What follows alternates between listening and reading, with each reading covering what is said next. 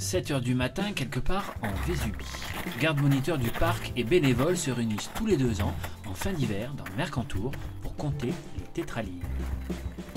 Franck Guigaud, garde-moniteur secteur Vésubie, nous invite à assister à la parade du tétralyre dans un endroit que les spécialistes appellent l'une des plus belles places de chant des Alpes. C'était un moment unique et pour pouvoir voir les mâles parader, il faut faire un minimum de bruit, être le plus discret possible, mais le spectacle est garanti. Voilà ce que nous avons vu. Là c'est noir, le coq est noir, avec des caroncules rouges et la queue, les rectrices qui sont en forme de lyre, le nom de tétralyre. Tu vois, là ils chuintent. J'espère qu'ils vont se replacer. C'est ce qu'on appelle des espèces parapluies ou fusibles.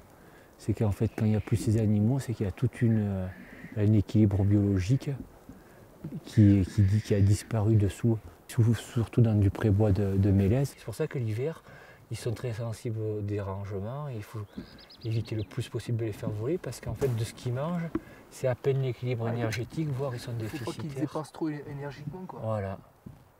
Trop d'énergie. Ouais. Elle a bougé, là. Et c'est quand même haut, avec cette altitude. Ouais, ils 2100, sont entre 1100 et 2002-2003. Lui, à part les grandes stations où qui empiète plein pot dans son domaine, sinon il est quand même un peu plus préservé, enfin, surtout ici au sud des Alpes. Et l'accouplement, c'est quelle période? C'est maintenant. En fait, ils se rejoignent sur la place de champ pour combattre les coqs entre eux, établir une forme de hiérarchie, de territorialité, et les femelles, en fin de cycle comme ça de chant, rejoignent la reine et, pour l'accouplement. Et c'est le coq le plus costaud qui arrive à s'accoupler. Enfin, ça c'est toujours la théorie, après il y a toujours les... Là c'est une des plus belles places de chant. Hein. Ça y est, il arrive, il se pose. Voilà, 3, 4. On a le 4e là qui va arriver.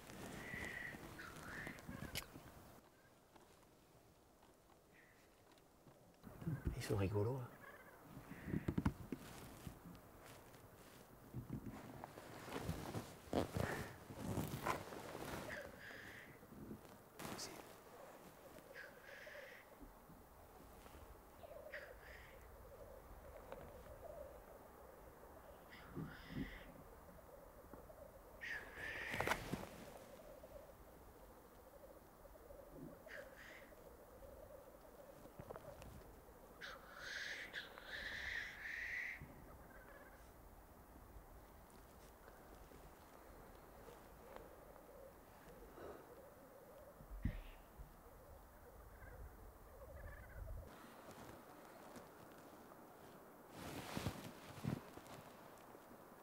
Ils se becquent comme des coqs. Hein. De toute façon, c'est les cousins de nos poules hein, sauvages.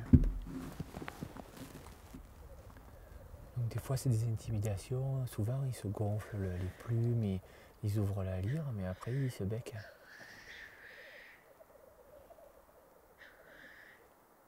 Et la poule, en fait, elle est toute brune. Et tu la vois pas, quoi. Enfin, elle est vraiment très mimétique.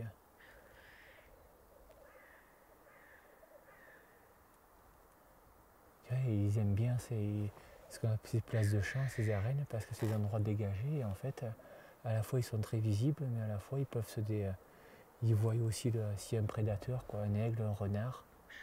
Et du coup, ils ont cette grosse visibilité qui leur permet de voler. Mais l'autre, il ne vient pas. Hein. De temps en temps, il roucoule. Il descend la castagne, lui. Ah, ça y est, ça se fout sur la gueule. Ah, ouais. Là, j'en ai 2, moi, là-bas. Voilà, les 2 qui se cherchent, là.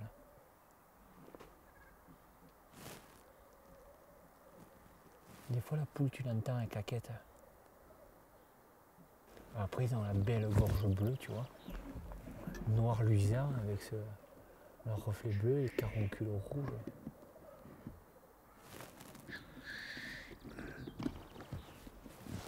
Et la poule, en fait, elle est toute brune. Aux jumelées, tu vois, des fois elles sont branchées et elles regardent ce qui se passe et puis tant que c'est pas encore le moment, ils disent bon ben laissez-vous, castagnez-vous, moi. J'ai fini de me maquiller et je prendrai le plus beau. Hein.